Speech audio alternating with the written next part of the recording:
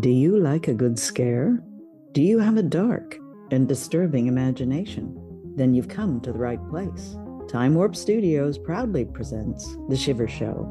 I am your host, Mary Labrie, here with co-host Greg Flynn. This evening we bring you The Day the Earth Stood Still. Greg, are you ready for an alien visitation? I never disparage beauty queen contest competitors when they say that they're seeking world peace. It's a noble goal, so I'm hoping this radio play offers a simple way to achieve world peace, and a humanoid spaceman and his robot buddy might have the answer. Fingers crossed. Fingers crossed. Lux presents Hollywood.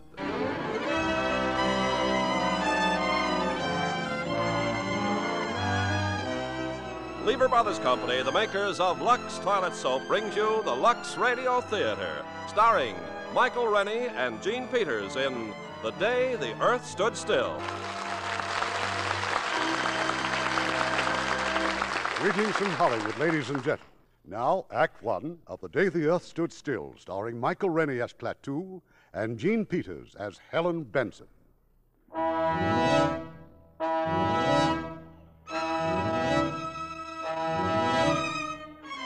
It was a pleasant spring day, an ideal day for a walk in the park, a day to push the baby buggy and be glad you were alive. There'd been at least 20 such sparkling days that spring, and perhaps a billion or more of them since the Earth began. And nothing had ever happened to spoil them but a few small fires, or a slight head cold in the evening, or a rain squall. This spring day, in the middle of the marvelous 20th century, was different. It was the most different day that had happened to mankind since the first Christmas.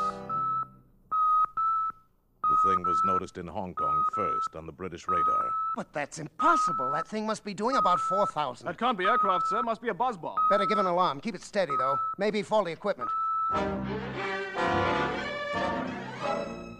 If the British radar in Hong Kong was faulty, so was the radar all over the Orient and Asia and Europe. So were the announcers on the radio. This is Moscow. This is Calcutta, India. This is Radio Luxembourg. The American radar screen quickly confirmed the fact that there was nothing wrong with the British radar, and that there was something very gravely wrong 40 miles out in space, far above the Earth. Luckton at Ferris to Baker. I have an object at 200,000 feet, 4000 miles an hour. Then it was here. Incredibly, it was here. Burning down through the sky over Washington, D.C., hovering over the mall. Descending. They're here! They're come! They're here! They're here!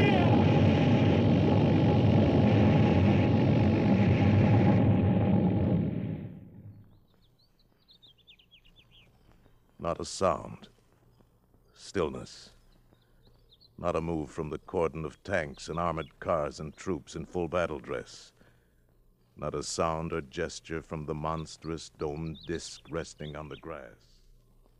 The ship designed for travel outside the Earth's atmosphere landed in Washington today at 3:47 p.m. Eastern Standard Time. We still do not know where it came from. The ship is now resting exactly where it landed 2 hours ago. So far, there is no sign of life from inside the ship. Behind the cordon of troops, tanks, and artillery is a huge crowd of curiosity seekers. Every eye, every weapon is trained on the ship. The atmosphere is one of terrific tension rather than of fear. It's been that way for... Just a minute, ladies and gentlemen. I think something's happening. The spaceship is opening up. Someone is coming out.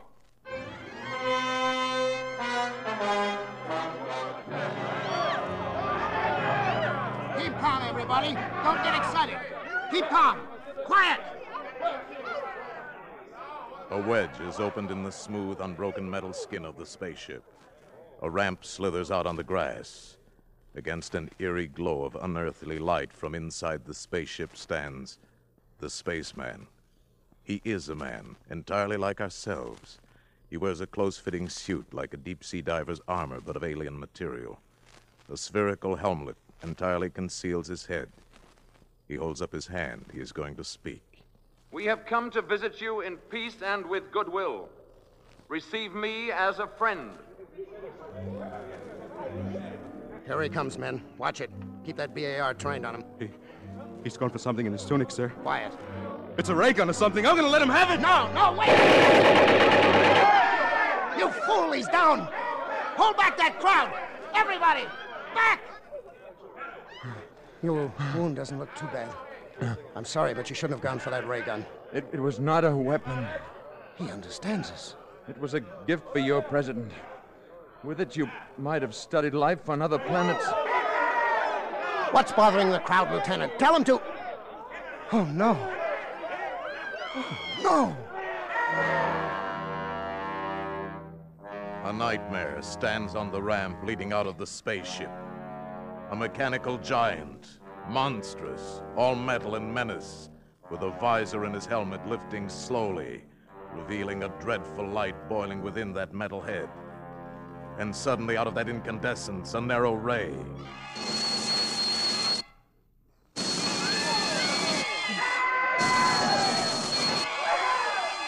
Rifles, tanks, artillery glow with that terrible incandescence and become vapor in a mush of puddled steel. And in the deathly silence that follows, the robot strides down the ramp. The Avenger. From where? God! The glitch of Roscoe! He won't hurt you now. Let's get you to a hospital.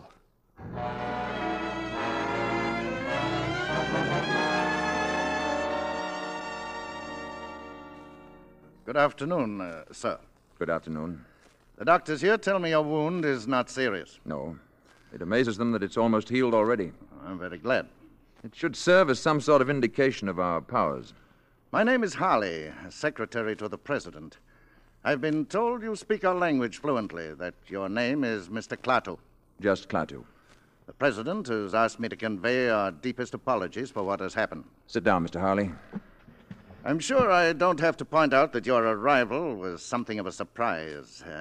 Had you been traveling long? About 5 months. Your months? You must have come a long way. About 250 million of your miles. Naturally, we're very curious to know where you come from. From another planet. Let's just say that we're neighbors. It's rather difficult for us to think of another planet as a neighbor. I'm afraid in the present situation you'll have to learn to think that way. The present situation? I mean the reasons for my coming here. Would you care to talk about it? Not now, or with you alone. Perhaps you'd rather discuss it personally with the president. I want to meet with the representatives from all the nations of the Earth. I'm afraid that would be a little awkward. Why? In view of the tensions and suspicions in our world today, such a meeting would be impossible. Mr. Harley, my mission here concerns the existence of every last creature who lives on Earth. It must not be complicated by the childish jealousies, intrigues, suspicions of your planet. Our problems are very complex. You mustn't judge us too harshly. I'm impatient with stupidity. My people have learned to live without it. The president will, of course, do his best to bring about the meeting you desire. I know it'll be quite useless. I wish it were otherwise. I'm very sorry, Mr. Klaatu. Wait. Before making any grave decisions, I think I should get out among your people. Become familiar with the basis for these strange, unreasoning attitudes. Our military people insist that you do not attempt to leave the hospital. The door will be locked. I'm sure you understand. Good day, Mr. Klaatu.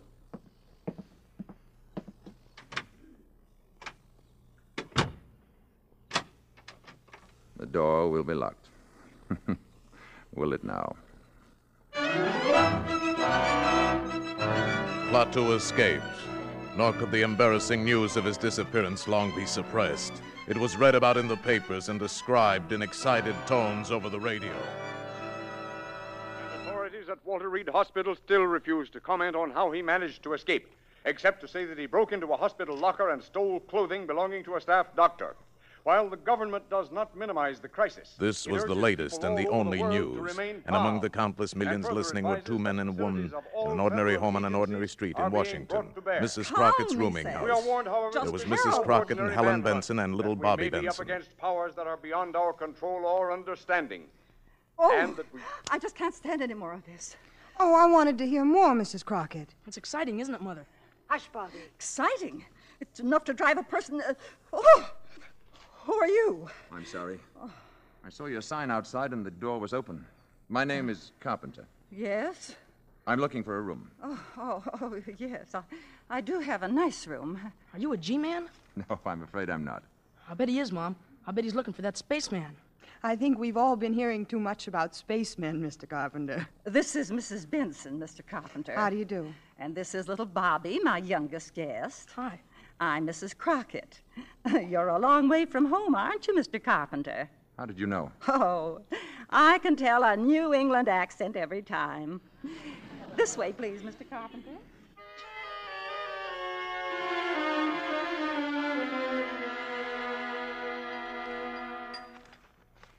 And so this Sunday morning, we asked the question that has been plaguing the entire world for 2 days now. Where is the creature, and what is he up to? Eat your cereal, Bobby. Oh, Mom, I'm all muscle as it is. Bobby? Okay, Mr. Carpenter. I'm sorry, Mrs. Crockett. Please, go on reading. Creature, and what is he up to? If he can build a spaceship that can fly to Earth and a robot that can destroy our tanks and guns, what other terrors can he unleash at will? What a man. Obviously, we must track down this monster and destroy him before he destroys us. Correct. Then why don't they do it? This spaceman, or whatever he is, we automatically assume he's a menace. Maybe he isn't after all. Well, then where is he, Mrs. Benson? What's he up to? Maybe he's afraid. Oh, he's afraid. Well, after all, he was shot the minute he landed here. I just was wondering what I'd do. Perhaps before deciding upon a course of action, you'd want to know more about the people here. Nothing strange about Washington. A person from another planet might disagree with you. Oh, it's all right, Mrs. Crockett. That's Mr. Stevens calling for me. I'll go to the door. That awful robot standing there like an ugly iron statue is giving me the shivers. Morning, Tom. Hello, Helen. Hey, can anybody see us? Oh, no. So, all right, we're all set. I picked up some sandwiches and put gas in the car, and the radio is busted, so we can forget about the spaceman for a day, huh? I haven't been able to arrange for anyone to stay with Bobby. Mrs. Crockett's going out, and I don't suppose we could take him with us. Oh, well, we could. Just today. Mrs. Crockett has plans, and I don't know who else to ask. I haven't any plans. Oh, Mr. Carpenter. I'd be glad to spend the day with Bobby, if you'd let me. Oh, great, thanks. Well, it's very nice of you to offer. Oh, I'm sorry, Mr. Carpenter. This is Tom Stevens. Hi. How do you do? Bobby and I had a fine time yesterday afternoon. I thought he might show me around the city today. Well... Please, I'd enjoy it.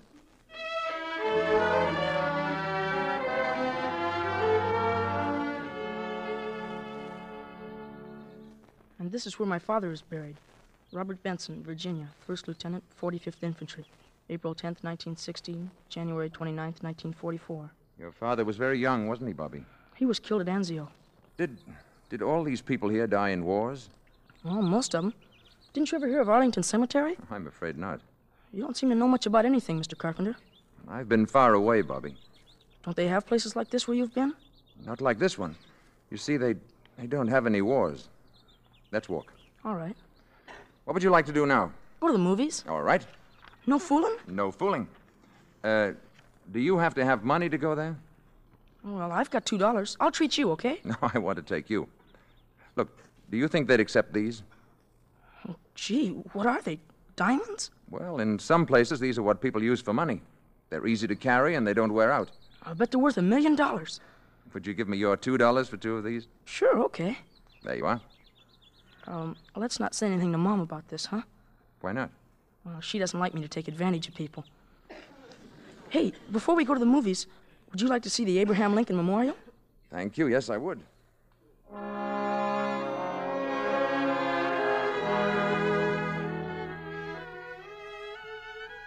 this is it. That's the Gettysburg speech up there.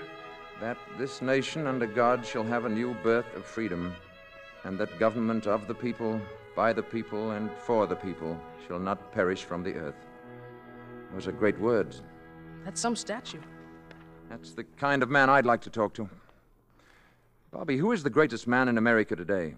Oh, gee, I don't know. The spaceman, I guess. I was speaking of Earthmen. Oh, I don't know. The president?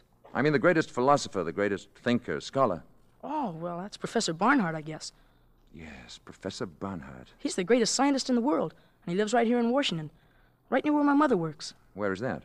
Department of Commerce. She's a secretary. Why? I have an idea, Bobby. Let's go see Professor Barnhart. What for? You just said he's the greatest man in America.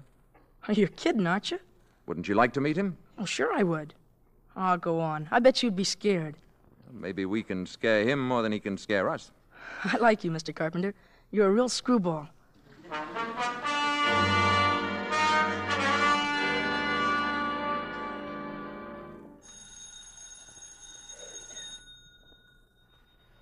Gee, maybe the professor isn't at home. Let's take a look through that window. I'll bet this is where he works. Look in there. Books all over. Blackboard's full of stuff. Door's locked, too. Is it? I know it isn't, Bobby. Well, that's funny. We'll go in and wait for him. I'm sure he won't mind. Gee, just think. All the brains that goes on in here. What's all that stuff on the blackboard? It's a problem in celestial mechanics. And what's the matter? You'll never get the answer that way. Let's see. Hey, it says don't erase, don't touch. This is right. Check. Correct. Correct. And here's where he gets off the track. Now we'll fix that. So. You must be an arithmetic teacher, I bet. Differentiate the equation. There.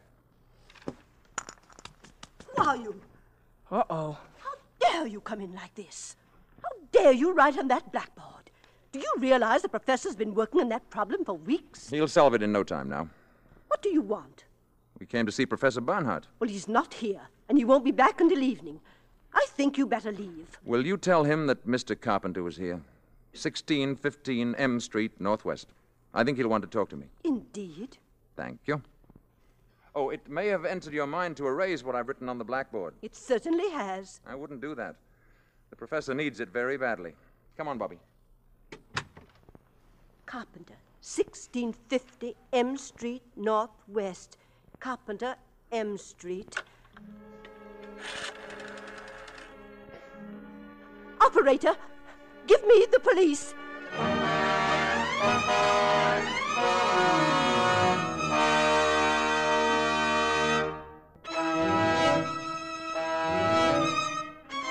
It is early evening of the same day. Tom Stevens and Helen Benson drive up to the boarding house after their picnic, quite unaware of the dark squad car parked at the curb a few feet ahead.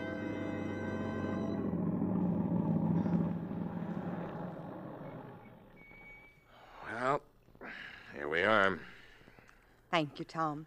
It was a wonderful day. You, still haven't answered my question. Oh, you know how I feel, Tom. But I still want time to think it over. If I could only tell the boss I was getting married and acquiring 2 dependents. You're a good salesman. A good salesman wouldn't give you time to think about it. Good night.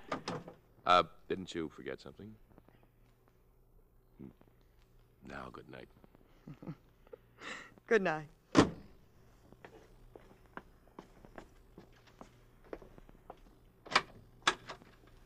Night. Oh, Mr. Carpenter. Hi, Mom. Hello, darling. Mrs. Benson, this is Mr. Brady. How do you do? How do you do? Mr. Brady's a government agent. Oh? Did you have a nice day, Bobby? We had a swell time, didn't we, Mr. Carpenter? Yes, we did. We went to the movies and had a banana split, and we went to see Daddy. Oh, I don't know how to thank you, Mr. Carpenter. I enjoyed every minute of it. We better get going. Yes. Good night, Bobby. Good night. I'll tell you the rest of that story tomorrow.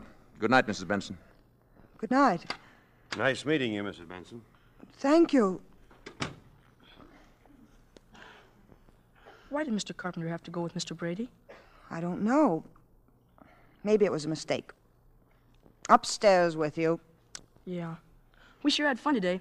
We went all over Washington, and we went to see Professor Barnhart. Professor Barnhart? Oh, sure. Barnhart? Up to bed now. Pronto.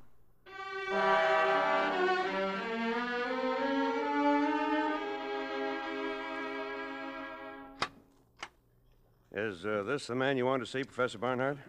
Oh, thank you, Mr. Brady. If I may speak to Mr. Carpenter alone, please. I'll wait outside, Professor. You are Mr. Carpenter, Yes, Professor. who wrote those equations on my blackboard? My clumsy way of introducing myself. Forgive the manner in which you were picked up. Hilda called the police before I saw your annotations on the board. I appreciate the need for security, Professor. I have not quite fathomed the problem, even with your remarkable assistance, Mr. Carpenter. Let's look at it, sir. All you have to do now is substitute this expression at this point. Yes, that will reproduce the first-order term, but what about the effect of the other terms? Negligible. With variation of parameters, this is the answer. How can you be so sure? Have you tested this theory? I find it works well enough to get me from one planet to another. Klaatu. I spent 2 days at your Walter Reed Hospital. I was interviewed I variously. need no proof. This blackboard is proof. If you're not interested, or if you intend to turn me over to the Army, we needn't waste any more time. Interested? Will you excuse me one moment, please? Mr. Brady, you may go now. Please thank General Cutler and tell him that I know this gentleman. So much for that, Klaatu. Now, please sit down. You have faith, Professor. Faith and curiosity. Do sit down. I have several thousand questions to ask you. I would like to explain my mission here. That is my first question. It was my hope to discuss this officially with all the nations of the world. I was not allowed the opportunity. Now, we know from scientific observation that your planet has discovered a rudimentary kind of atomic energy. We also know that you're experimenting with rockets. Yes, that is true. What exactly is the nature of your mission? To warn you that your planet faces danger. What I have to say must be said to all concerned. I come to you as a last resort. Must I take drastic action in order to get a hearing? What sort of action do you mean? Violent action? Perhaps leveling the island of Manhattan? Or toppling the Rock of Gibraltar into the sea? Well? Would you, for example, be willing to meet with a group of scientists I'm calling together? We're having our first meeting tonight. Perhaps you could explain your mission to them, and they in turn could present it to their various peoples. That is what I came to see you about. One thing, Klaatu.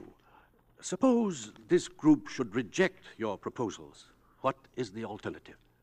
There is no alternative, Professor. In such a case, the planet Earth would have to be eliminated. Such power exists? I assure you such power exists. The scientists who are attending these meetings have come here from all over the world. Now, this power you speak of, they must be made to realize that it exists. Now, you mentioned a demonstration of force. Yes. Something that would affect the entire planet? That can be arranged.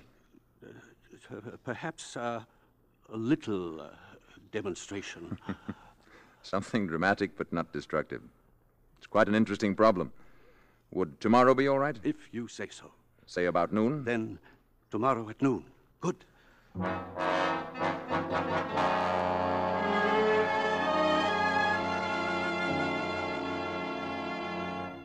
Going out tonight, Mrs. Benson? Oh, it's you, Mr. Carpenter. I'm afraid I startled you. Yes, I am going out. Mr. Stevens is calling for me. Everyone seems so... Jittery is the word. Bobby's the only person I know who isn't jittery. He's a fine boy, Mrs. Benson. Naturally, I think so. Warm, friendly, intelligent. He's the only real friend I've made since I've been here. Mr. Carpenter, this is none of my business, but why did that detective come here last night, that Mr. Brady? Bobby and I tried to see Professor Bernhardt in the afternoon, but he wasn't in. Apparently, they thought I was looking for secrets of some kind. Oh, that must be Tom now. Oh, Mr. Stevens, do come in. Helen is in the sitting room. Alert Mrs. Crockett. She has a romantic mind. Hello there, Helen. Got a minute to spare. You ready? Hello, Carpenter. Picture starts at 8:50 on the dot, Helen. I'll be ready in a minute. I was just talking to Mr. Carpenter. Oh, I hope Mr. Carpenter won't think I'm intruding. Excuse me. I was just going up to my room. Good night.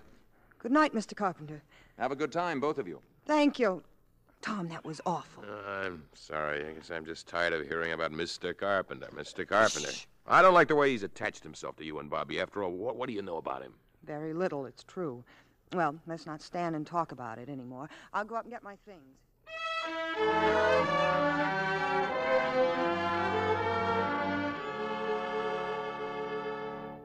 Gee, Mr. Carpenter, thanks a lot for helping me with my homework. That's all there is to it, Bobby, my boy. All you have to remember is first find the common denominator, then subtract. I got you. Thanks, Mr. Carpenter. I'm leaving with Tom, Bobby.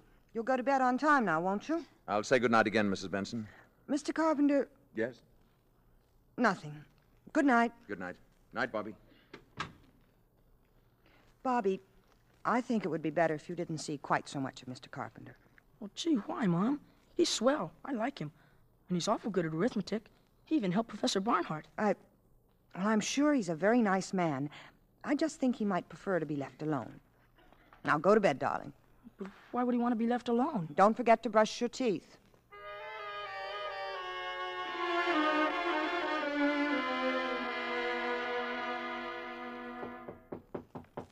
Come in.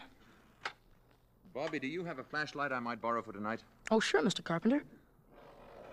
It's a real Boy Scout one. Thank you, Bobby. Why do you want it? The light in my room went out. See you tomorrow. Better get into bed now. Gee, I wonder if the batteries are any good. Mr. Carpenter! Bobby went to the door and opened it. What he saw down the hallway puzzled him.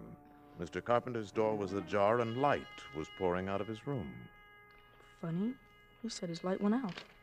Then Mr. Carpenter came out carrying the flashlight and stealing down the steps like a thief. This was peculiar, but this was adventure.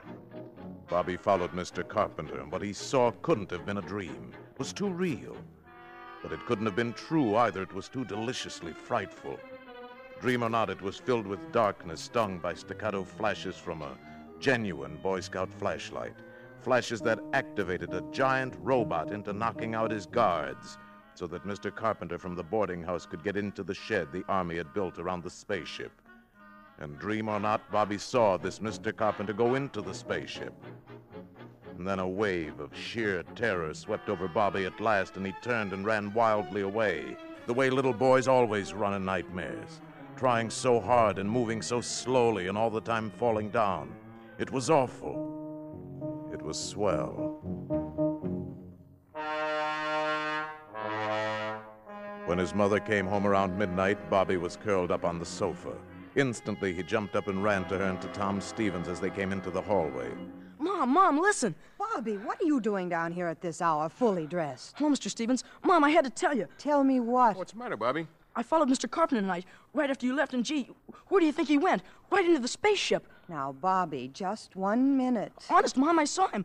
They got a shed built around the spaceship so nobody can get to it. But Mr. Carpenter flashed a signal to that Iron Man up there, and what do you think? Bobby, have you been dreaming again? Why, sure. No, Mom, honest, I haven't. I promise you, I saw it. Where did you see all of this? Well, I'm telling you, on the lawn down at the mall. In that place where the soldiers are all out in front. And where were the soldiers all this time? Well, that robot fella grabbed him and knocked him out. Oh, Bobby. Yeah, and then Mr. Carpenter walked into the shed, and the spaceship opened up, and he walked right inside, and it closed again. Gee, I like Mr. Carpenter, but I'm scared, Mom. Oh, darling, it was just a bad dream. We'll prove it to you. Tom, will you see if Mr. Carpenter's still up? Ask him to come down here a minute.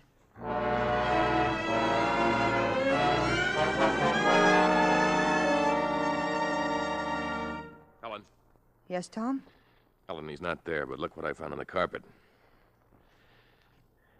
It can't be a diamond, can it? I don't know. But it's much too big. Oh, but it looks real to me. Oh, Mr. Carpenter's got lots of them. He gave a couple of them to me. Here. He gave you these? Well, not exactly. I gave him $2. I don't know, but this whole thing, it just doesn't make sense. Look, Helen, do you think it's all right for you to stay here? There's a strong lock on my door, and Bobby's going to sleep in my room tonight. Okay. Upstairs, nightmare boy. It wasn't a nightmare. Bobby. Yeah, Mom? Bobby, your shoes are soaking wet. Yeah, grass on the mall was kind of wet. Good night, all. Oh, Tom. I wonder.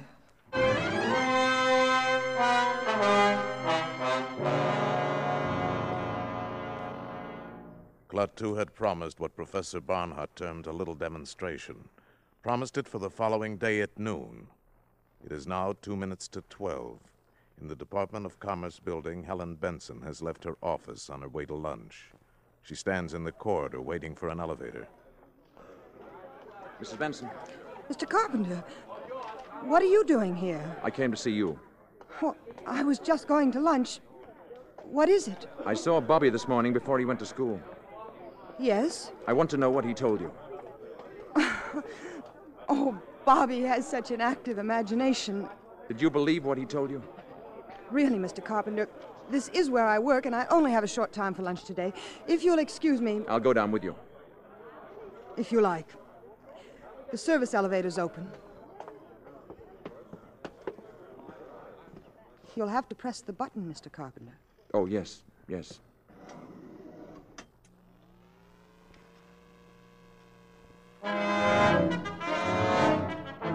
It was just 5 seconds before noon of that fateful day when Helen Benson and Mr. Carpenter stepped into that electric elevator. At that same moment, the enormous commerce of our briskly modern world roared and thundered in the streets.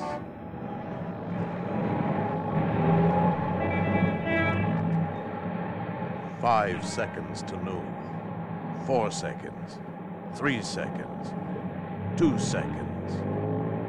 1. 0.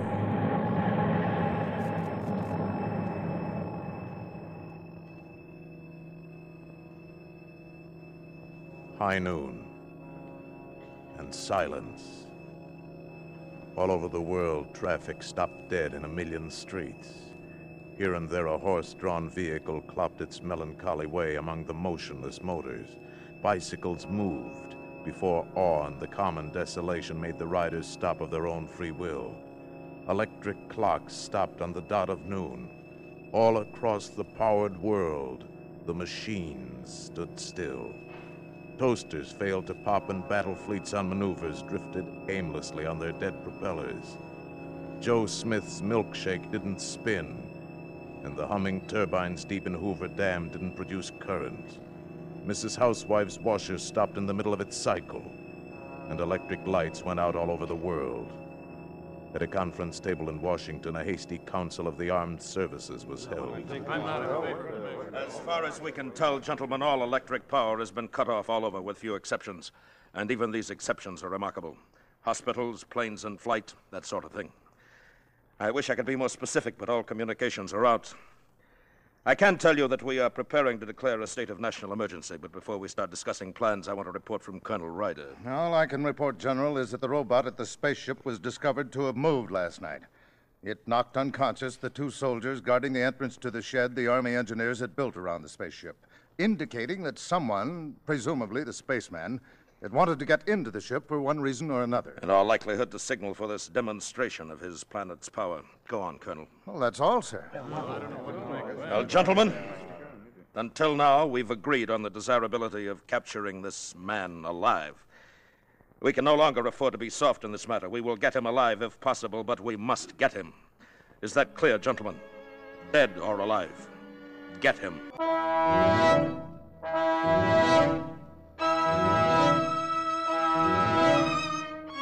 All over the world, electric power has been neutralized on the stroke of noon, as a token of the spaceman's power and as a warning to the Earth.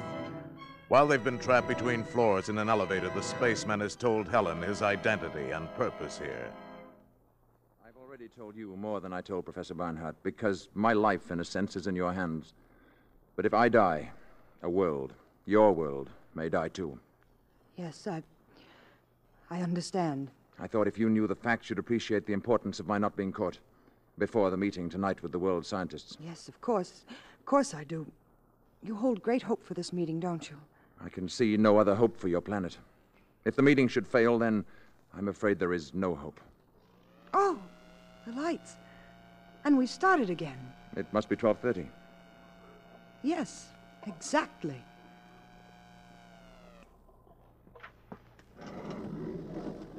Where are you going now? Back to the boarding house. I'll be safe there for the afternoon. I'll be able to keep an eye on Bobby. He's the only other person who knows about me. No. Wait a minute. There is someone else. How? They can't be. Tom. He was with me last night when Bobby told me what he saw. Oh. Well, of course, he doesn't know anything definite, and, well, he talked to me first before... But then we can't take a chance, can we? Can you get in touch with him? I think so. I mean at once, now. I'll try. You will. You must.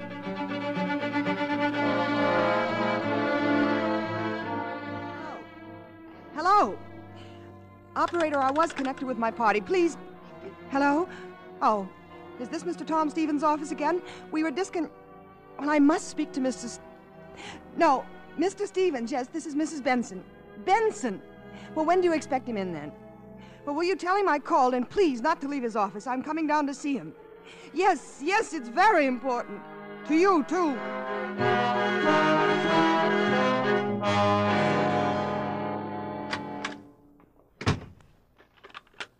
Margaret, this is Mr. Stevens. I just got in. Now, listen, call the Pentagon. Who? Mrs. Benson? When? Never mind. This is more important. Listen, call the Pentagon and find out who's in charge of the spaceman business. Whoever it is, I want to talk to him. Tom. Call me back right away and don't take any other calls. Brush them off fast. Tom, I've been trying to get you all afternoon. I've got some pretty terrific news about your good friend, Mr. Carpenter. What about him? He's the man from the spaceship. I had that diamond or whatever it is checked at 3 different places. Nobody on Earth's ever seen a stone like that. And after what Bobby's told us, that's enough for me. Why is it nobody knows about this Mr. Carpenter? Why hasn't he got any money? All right, Tom. It's true. Yeah. How do you know? You've just got to promise me you won't say a word to anybody. Oh, nobody but the Pentagon. Please, Tom. Are you crazy? After what happened today, he's a menace. You don't understand. You don't realize how important this is. Important. Of course it's important, and we can do something about it. You mustn't do anything about it, Tom. Believe me, I know what I'm talking about. I say he is dangerous. It is our duty to turn him in. He isn't dangerous. He isn't a menace. He told me what he came here for. Oh, honey, don't be silly because you happen to like the guy. Do you realize what this will mean for us? I'll be the biggest man in the country. I'll write my own ticket. Is that what you're thinking about? Listen, somebody's got to get rid of him. Tom, I'm not going to let you do it. Tom, don't. Hello, Margaret. Yeah. General Cutler? Good. Now, hold on. You don't know what you're doing. It isn't just you and Mr. Carpenter. Mr. Carpenter. It's everybody. The rest of the world is involved. I don't give a hang about the rest of the world. I'm in this for me. Tom. Now, you'll feel different when you see my picture in the papers. I feel different right now. Well, you'll see. You're going to marry a hero. I'm not going to marry anybody. Not even a hero. Hey, Helen. Hello? General Cutler? General, my name is Tom Stevens, with a V. I have positive information about the spaceman and where he's staying. Right. Yeah, of course I'm sure. He's living in a boarding house at 1615 M Street, Northwest.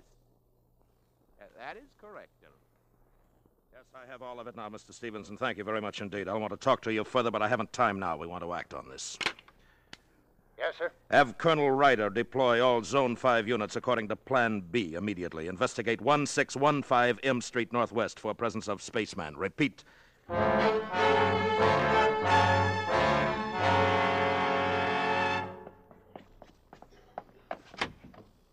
Mr. Carpenter. Right here. Did you see Tom? What does he say? It's no good. It's too late. I've got a taxi outside. Hurry.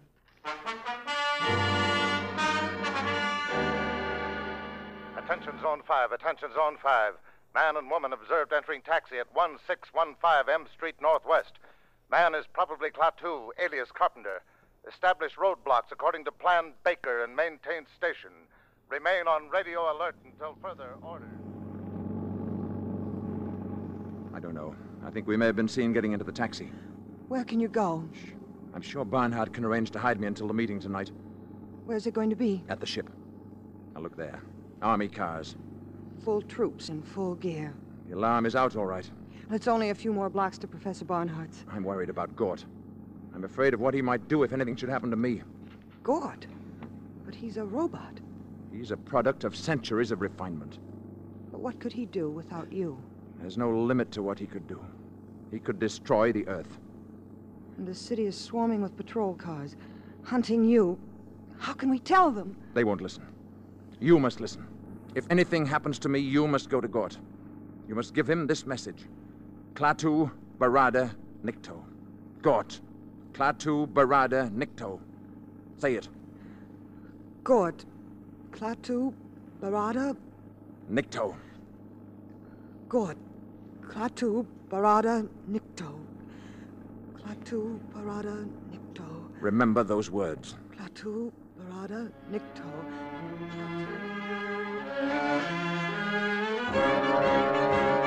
Attention Zone 5. Taxicab moving north on 14th Street from Harvard Street. Man and woman in back seat. License number H0012. H0012. Section 2, close in. This is your target vehicle. We're hemmed in. Driver will get out here. I'm going to try to run for it. If they get me, you get to Gort. Now. There he is! Stop or we'll shoot! Stop or we'll fire! Mr. Carpenter! Gort, run! Never mind, I'll check the guy.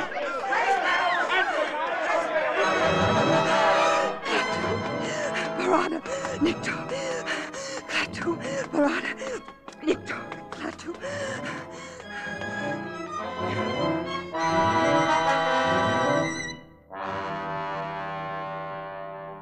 Centuries, ages of superhuman, superplanetary skill had bred intuition and a dim power of reason into the enormously complex intelligence inside of Gort's metal brain case. When Helen Benson stumbled up to the shed that housed the space machine, the guards were not there. Then she saw them. They were lying inside, their rifles fused and bent. Gort somehow knew that Klaatu was dead. Gort was already on the move. He was on the move toward Helen. No! No!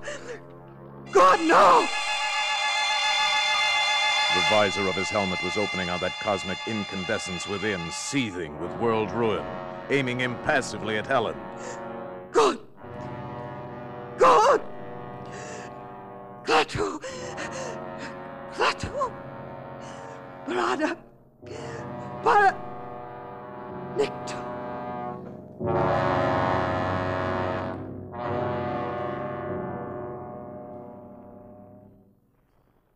Helen Benson fainted. When she returned to consciousness, she was lying on a dais bathed in a soft, shadowless light in a chamber vaguely circular of completely unfamiliar build. She was in the space machine. Across the room stood Gort with his back to her, and lying in front of him on a platform was Klaatu. Mr. Carpenter. Gort, the machine, the automaton, was applying electrodes to his master, and a piercing, whining, maddening sound filled the ship. Klaatu moved. He sat up, stood up. Mr. Carpenter. Hello? I thought you were... I was. They took me to an emergency hospital at the city jail. Gort broke in and took me back here. This technique can restore life in some cases, only for a limited time. How long? No one can tell. Time enough and more for me to go outside and speak to Professor Bernhardt's scientists. I must speak to them. It's what I came for. Gort will put out the ramp.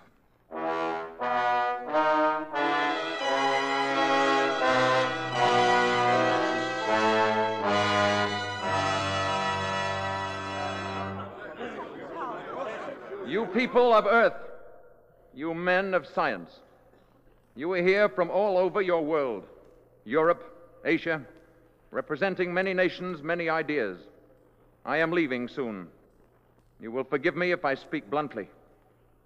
The universe grows smaller every day. Where I come from, we believe there must be security for all, or no one is secure.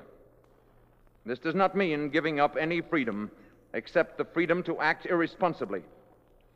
This is the message that I ask you to take back when you return to your native lands. Tell your people and your governments that we have created a race of robots whose function it is to patrol the planets in spaceships and preserve the peace. At the first sign of treachery, they will act automatically. Nothing you have here on Earth can stop them. The penalty for provoking their action is too terrible to risk. Your choice is simple. Live in peace or perish in violence. We shall be waiting for your answer. The decision rests with you. Gort Baringo.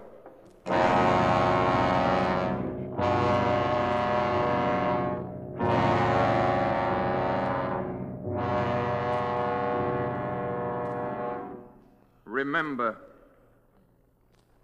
I'll remember. Mr. Carpenter.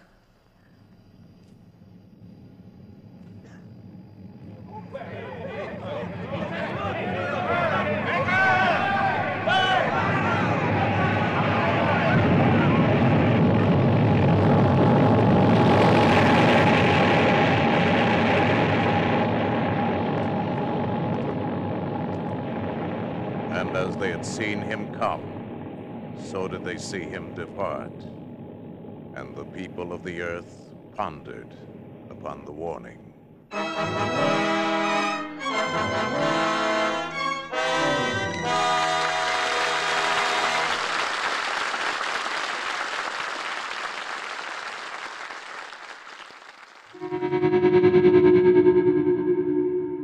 Greg, what did you think of The Day the Earth Stood Still? Well, I must say I enjoyed it.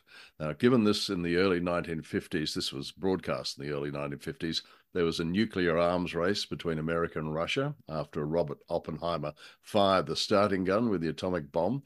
Klaatu's message that all nations should have a group hug and play nice must have been an appealing one. However, I'm not very optimistic that Klaatu and Gort are going to have a lot of success on Earth. Still, we've only given them, 50 minutes to achieve world peace. Of course, Klaatu's already been shot. Twice. Welcome to Earth. Bang. Like immediately shot. Aliens visiting Earth. Here's a tip. Don't reach for anything that's tucked in your waistcoat. Well, that he was probably reaching for a bottle of Lux dishwashing detergent, I would say. A gift for the president, takes grease off the plates, mild for your hands, Mr. President. You're going to love it. And then bang, he's shot. No matter where you are in the universe, Lux is the best soap.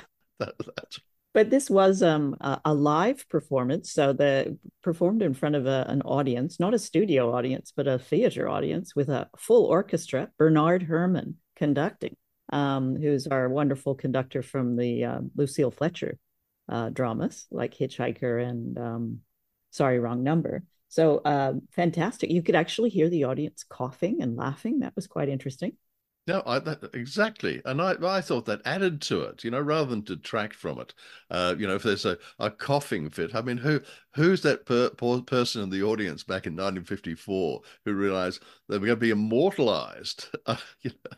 And you and I, all these decades later, would be discussing the fact they were coughing. But also there's a moment there with one of the few light touches when the boarding house woman, Mrs. Crockett, tells Klaatu, who's played by the Englishman Michael Rennie, that she can spot a New England accent a mile away. And there's laughter in the audience because they got the joke. And that's quite nice. Absolutely. He had beautiful diction. He's an Englishman, of course, Michael Rennie. And but he had a fabulous voice. As a voice actor, I just really enjoyed listening to him. Originally, he wasn't going to be cast in that role because the studio head at the time thought that Darryl F. Zanuck, right, thought at the time that Spencer Tracy would be the perfect spaceman. But fortunately, the director, Robert Wise, says that it might be slightly implausible if one of the best-known actors on the planet, comes out of a spacecraft, dressed basically in a lame jumpsuit and with a diver's, deep sea diver's helmet. So the good news is they got Michael Rennie. Yeah, and Michael Rennie, let's face it, cuts a very fine figure in a spacesuit. Yes. So did you see the original movie? Of course. Yes, so did I. I thought it was great fun. At the time when I first saw it, not now, when I've rewatched bits of it, that totally suspended disbelief that this paper mache and canvas and whatever it was sprayed with silver stuff, UFO could have traveled 250 million miles to reach Earth. Yeah, at the time, perfectly plausible. Yeah, but did you know that the actual spaceship that was designed for the film, it was done by Frank Lloyd Wright? Well, he's a man. He was an excellent architect, and it was a splendid design. Perhaps the execution lacked something. I'd like to be a Pollyanna about world peace. I'd like to talk it up and say, yes, it's doable. But I have a feeling that over the millennia, I've been proved wrong. Because I think that the goal for achieving world peace has been used by psychopaths as an excuse for war. You know, along the lines of just one more war and it'll all be over. Trust me. So I don't hold a lot of hope. What about you? We get a sense of how difficult their task is going to be when they arrive. And like this is a spaceman that's arrived in a spaceship. This is pretty monumentous in my opinion.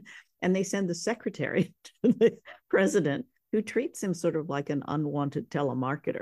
Yeah. Now we're going to meet with you. He's very busy. Exactly. I thought, this impertinent alien didn't even give them a heads up. Appears from nowhere. No, I've got a feeling in terms of world peace that if laying my bets with the Spanish philosopher George Santayana, who said only the dead have seen the end of war. Although I did quite like Klaatu's approach, which is basically either we got world peace or we'll turn you all to burnt toast. Think about the iron fist and the velvet glove. No sugarcoating that option. I was thrilled to hear that there was an opportunity, mind you, this was back in 1954, that a spaceman who's coming here to promote world peace can take time off to help the kid with his homework. I mean, I was hopeless at maths. I would have liked Klaatu, looking at my shoulder saying, no, that's not how you divide 2 into 4. No, he'd be the best tutor ever. But I did find it interesting that he arrives. He's literally a new guest in the boarding house. And his Bobby's mother is quite happy to have him babysit her son. Very trusting times. And in regards to the cast, if we get down to our dear friend Helen, who the jittery Helen Benson. Now she was the actress was actually Jean Peters, and she was the second wife of billionaire Howard Hughes. And who could be more shallow than that jerk boyfriend Tom Stevens with a V? Oh yeah. Whoa. And always sort of sidling up to get a kiss. I'm assuming that's what that sound effect was. Yeah, he was our least favorite person in this drama. I would say. Yeah, and he just caused a lot of trouble also. But there was one of my favorite TV shows in the ye old days was The Twilight Zone, and they had a terrific one called, had a similar theme. It was called How to Serve Man. Oh, yeah. Or actually, To Serve Man is actually what it was called. And so the aliens appear, they're encouraging world peace, they bring prosperity and lots of food, and everybody's happy. And then the hero, the Earthling, discovers that, in fact, one of their books, their guidebooks called How to Serve Man, is in fact a cookbook, and they're cannibals. Yeah. Wow. I loved that one. That was so good. Well, they provide that book to them at the beginning and say, look, we're here to serve you.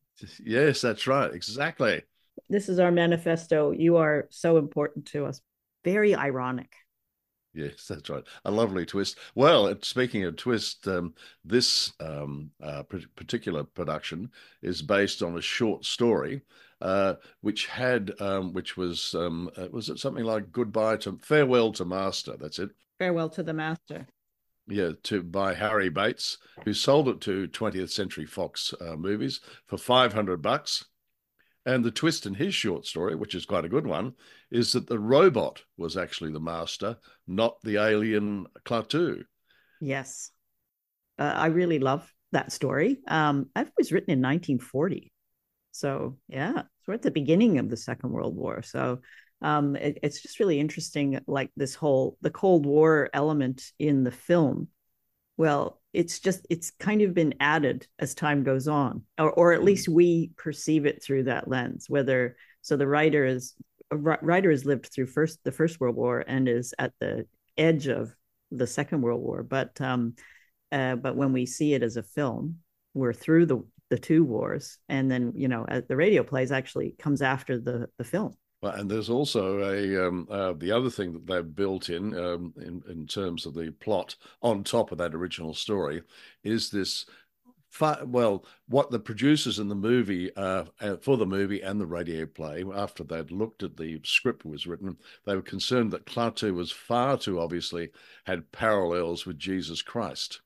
Yes. Because Klaatu comes to Earth to encourage peace, warn of an impending judgment day, and then he's killed by the authorities, but rises from the dead, and he's taken the name Carpenter, a nod to Christ's trade. So that they say to the scriptwriter, righto, you're gonna have to fix this because it's a little too obvious. So the writer comes up with this dialogue around the lines with Klaatu saying, this technique can restore life in some cases only for a limited time. And Helen gasps, how long? And Klaatu says, no one can tell, but time enough for me to go outside and speak to Professor Barnard's scientists. So I think the producers hoped they would get around the allegory to Christ. Yeah, because it was actually the Motion Picture Association of America. That's where the censors lived. Right. And they were very unhappy with it. They thought it needed to be revised. So yeah, as you say, they had to soften it. They only softened it a little bit. But wouldn't you say that rather than have a title, The Day the Earth Stood Still, it should more correctly be called The Half Hour the Earth Stood Still? Because it was for 30 minutes. I do think The Day the Earth Stood Still sounds better. Gort, the robot, do you know about how he was cast for that role? He was a doorman. Yes, he was an usher at the Grauman's Chinese Theater in L.A., and he was 7 foot 7 inches tall. He was a big boy. Whew. And apparently the suit that he had to wear was so hot that they had to do the shooting of him, his scenes in short little bits because he would start to overheat. I did read, though, that when he carries Helen Benson back to the spacecraft, she was so heavy that they had to have wires and things holding her up. So he's tottering along, presumably in this sweltering, in this silver lame jumpsuit affair, carrying this actress. The life of an extra, right? Yeah, that's right. And it didn't have a speaking role. That was the other thing. Yeah. Featured extra, we'll call him. I loved the Day the Earth Stood Still. I think it's a very accurate reflection of what would actually happen if aliens came here. I think we'd probably shoot them. I mean, they all seem to be landing on the eastern seaboard of the United States. Which, I think if they landed in Greece or somewhere like that, they'd stand a much better chance of surviving. Well, they would certainly get an excellent spanakopita and a lovely salad with feta cheese. Yeah, they're much more hospitable people. Mary, my high hopes for Klaatu bringing peace on Earth have been dashed. The play only confirms my belief that there's intelligent life elsewhere in the universe, but I doubt there's intelligent life on Earth, except, of course, for our listeners and you and I, Mary. I heartily agree. Right. Good night, Mary. Good night, Greg. That's our show for tonight. Thank you for listening. I hope you enjoyed The Day the Earth Stood Still. If you want to follow us on social media, we're out there. You can find The Shiver Show and Time Warp Studios on our website, which is timewarpstudios.com. And there are links to all of our social media there. Music for this show is The Maze by Material Girl.